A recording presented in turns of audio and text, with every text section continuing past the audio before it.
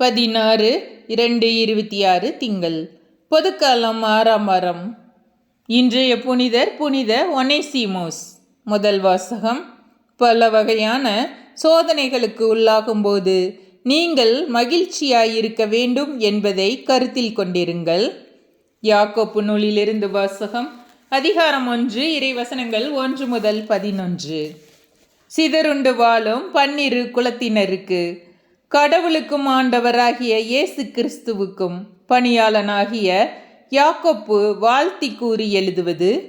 என் சகோதர சகோதரிகளே, பல வகையான சோதனைகளுக்கு உள்ளாகும்போது நீங்கள் மகிழ்ச்சியாய் இருக்க வேண்டும் என்பதை கருத்தில் கொண்டிருங்கள்.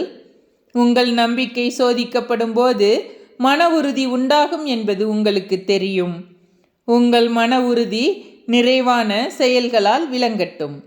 அப்பொழுது எக்குறையுமின்றி முற்றும் நிறைவுள்ளவர்களாயிருப்பீர்கள். உங்களிடையே குறைவான ஞானம் கொண்டிருப்போர் கடவுளிடத்தில் கேட்கட்டும். அப்பொழுது அவரும் ஞானத்தை கொடுப்பார். அவர் முகம் கோணாமல் தாராளமாய் எல்லோருக்கும் கொடுப்பவர். ஆனால் நம்பிக்கையோடு ஐயப்பாடின்றி கேட்க வேண்டும். ஐயப்பாடு கொள்பவர்கள் காற்றினால் அலைக்கழிக்கப்படும் கடல் அலையை போன்றவர்கள்.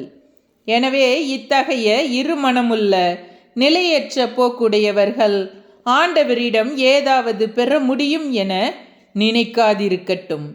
தாழ்நிலையில் உள்ள சகோதர சகோதரிகள் தாங்கள் உயர்வு பெறும்போது மகிழ்ச்சி அடைவார்களாக.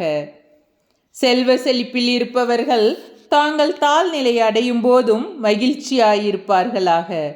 ஏனெனில் செல்வர்கள் புல்வெளி பூவை போல மறைந்தொழிவார்கள். கதிரவன் எழ வெயில் ஏறி புல் உலர்ந்து போம். அதன் பூ வதங்கி விழும். அதன் அழகிய தோற்றமும் அழிந்துவிடும். அவ்வாறே செல்வரும் தம் அலுவல்களில் ஈடுபடும் போதே அழிவுறுவர். ஆண்டவரின் அருள்வாக்கு. இறைவா, உமக்கு நன்றி.